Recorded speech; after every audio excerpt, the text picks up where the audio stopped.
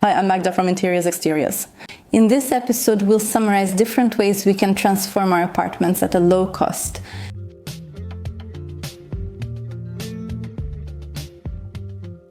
Sometimes we're not completely satisfied with how we live and we dream of a major renovation. One that allows us to adjust every detail to our lifestyle, introduce all the solutions we admire in movies on wnetrzazewnetrzaofficial, or maybe achieve the style we like so much, the one we admire on Instagram.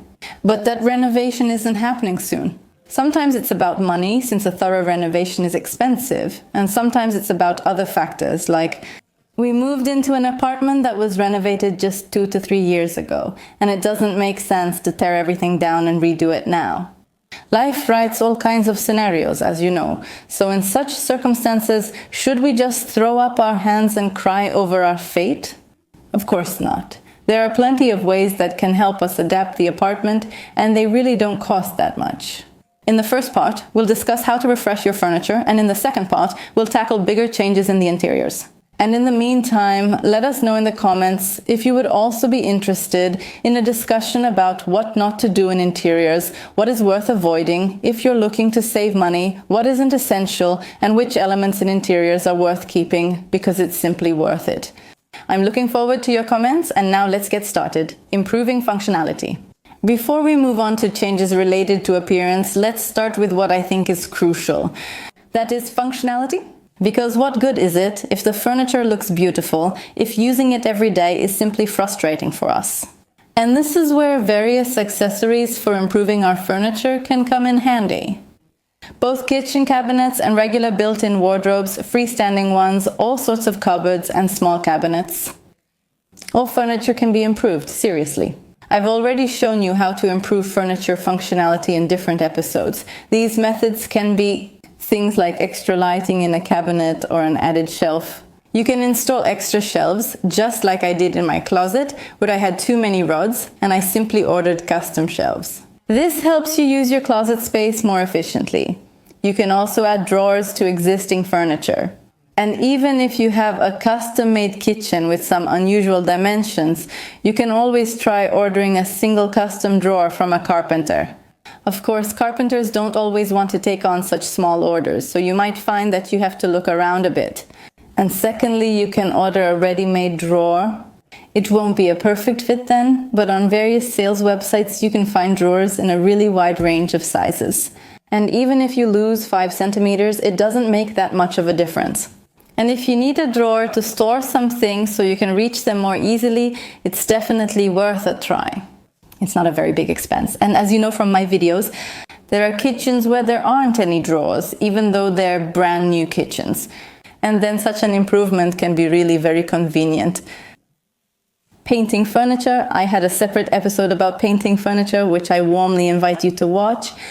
Now, I'd like to add that if you have furniture of high historical or artistic value, like antiques or heritage pieces, you definitely shouldn't paint them. It seemed obvious to me, but since there were such comments under the previous video, I want to make it clear. But let's be honest, most of the furniture around us doesn't have such high value. In that case, we can definitely go wild and experiment with different solutions however we like. And changing the color of a piece of furniture can really completely transform its style and hide all sorts of damage. Even if there are some chips, holes, or scratches, we can smooth everything out and just paint over it. Wrapping furniture. Old furniture can be refreshed in various ways. You can use laminate for this. And then it's serious. Kitchen fronts can look like new after being wrapped like this. You can use various veneers, wallpapers, or self-adhesive films, as there are many options available. There are also masking tapes for the edges, so that it looks nice when you open it as well. It takes a bit of work, but the results can be spectacular. And importantly, we can also transform kitchen countertops this way, replacing the fronts. But if you don't feel like doing any do-it-yourself, don't have the time, or just don't feel up to it, you can simply replace the fronts. If your kitchen is functional and easy to use, but just looks outdated, replacing the countertop or the fronts is definitely a cheaper solution than redoing the whole kitchen from scratch, and it will look like new. Replacing handles and knobs. That's a much cheaper option than replacing the fronts, but changing the handles and knobs can also make a huge difference sometimes. Imagine a wooden kitchen with those silver matte handles. It will be obvious right away that this isn't a kitchen made a year, 2 or 3 years ago, even though wood is timeless. It's just those handles that give the kitchen a style we associate with being outdated. Changing knobs and handles can also be a lot of fun, because some knobs are truly beautiful and we can get creative, not only with kitchen cabinets, but also with desks, drawers, wardrobes, dressers, all around the apartment. We can also use knobs to make hooks.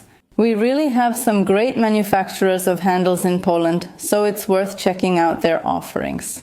Although it's true that products from these manufacturers aren't exactly cheap, so if you're looking for an inexpensive way to transform your whole kitchen and you'll need several dozen knobs, then this might not be the most optimal option. It's a pity because I really recommend them in general.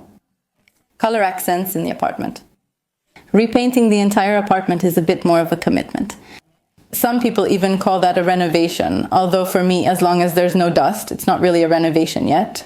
However, it is actually a bit more expensive, especially if you plan to hire someone instead of doing it yourself, and it requires a lot of time and effort because you have to move everything, take things off the walls. You know how it is, I won't go on about it. Probably if you don't have a color on your walls that you really dislike, but it's just not your dream color. You don't have to repaint everything, you can just paint a section that's important to you. You could create a colorful alcove, maybe repaint one wall, add a wainscoting, repaint just the hallway that's open to the living room, or maybe paint some colorful patterns on one of the walls. Sometimes repainting the ceiling can also be a good idea. Although painting the ceiling is the hardest, there are no pictures, switches, or outlets on it, so in that sense, it goes relatively quickly. You can either move the furniture out or just cover it with plastic, and with a roller on a stick, you can quickly repaint the ceiling. It can be a fantastic color accent in the room. Wallpaper. The second way to add color or just a more distinctive style to our interiors is to put up wallpaper. And on the channel, you'll find a video where I put up wallpaper in my bedroom for the first time in my life. I do it by myself and I even record it. And despite all that, I managed to do it and it looks great. So if you doubt your abilities, don't just seriously give it a try. The good thing about wallpaper is that the wallpaper glue usually doesn't dry quickly, so you have time to fix everything and calmly adjust it. And if you get someone to help you, it'll go even faster. Just be careful not to get into an argument. Molding. Decorative moldings are a great way to decorate our interiors, and probably the most popular ones are the ceiling moldings. But we can also use moldings to create shapes on our walls so they don't look so empty and to give them an elegant character. We can also use molding in the form of a rosette above a lamp, and small moldings work great on furniture, especially if we plan to repaint them. There are really a lot of ways to use molding, although I think that planning out the molding on the wall is not one of the easiest tasks. First of all, it's hard to get the right proportions, to choose the axes so that the furniture and pictures look good in relation to the molding, and sometimes we also have different ceiling heights in apartments. The rosette we pick out in the store, which seems so big, can sometimes look ridiculously small on our ceiling. So if you don't have experience with this, you probably shouldn't jump straight into shopping. Instead, really plan out what you want and where you want it.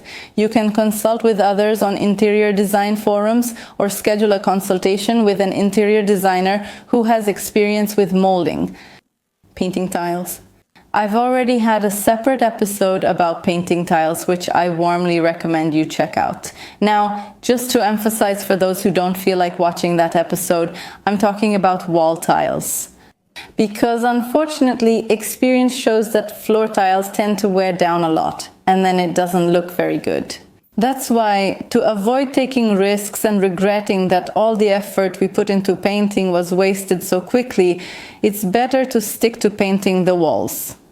A new floor without removing the old one? There are different ways to deal with floors. You can also repaint them, like I mentioned a moment ago. It's risky, but depending on the circumstances, it can also be a good solution. I once showed you a wooden staircase that was painted blue, and it worked there.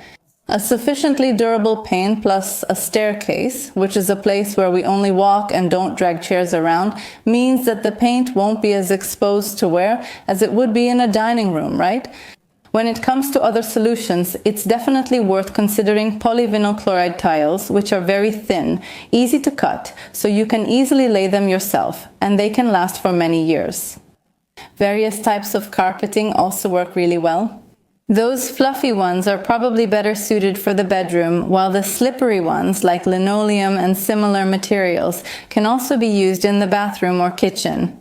Some patterns look really nice and can totally change the style of a given room. However, it really also depends on how the floor levels differ between rooms. But we can also lay regular panels or tiles.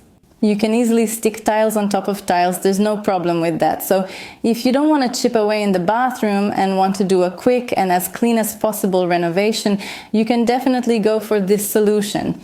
It all comes down to the depth, to avoid a situation where you end up with an absurd threshold between rooms. Refreshing the grout and silicone. Very often in bathrooms that were renovated years ago, the ceramics and tiles are still in perfect condition. These are things that don't really get damaged, you just need to clean them thoroughly. However, what definitely wears out are the silicone and the grout. And those are the elements that are worth replacing, and we can definitely do that too, on our own, and then it won't be a big expense and our bathroom can definitely benefit a lot from it. There's a bit of work involved. Scraping off old silicone is definitely not one of the easiest tasks. And I won't lecture you that it's worth getting to it, because I've been meaning to replace the silicone in my bathroom for about 2-3 years myself. Wow, time flies. So don't feel guilty if you keep putting it off forever, but know that when you finally do it, your bathroom can actually look like new. And what's more, when you replace the grout, you can change the color, and that can give the room a completely new look. White tiles with colorful grout look really fantastic. Of course, there are many more ways to refresh our homes. We can go wild with accessories, change the curtains, rugs, add plants, play with the colors of our pillows, but these are smaller, more everyday changes. You know, some people change their pillows even every season, and that's totally fine. It's great to play with the colors in our interiors like that. However, in this episode, I wanted to focus on bigger changes that can help us avoid buying new furniture or organizing a renovation. Tell me in the comments which home refresh methods you've tried. Also, don't forget to like and subscribe. And now it's time to say goodbye. I invite you to visit our store at wnetrzazewnetrzaofficial and see you next time. Bye!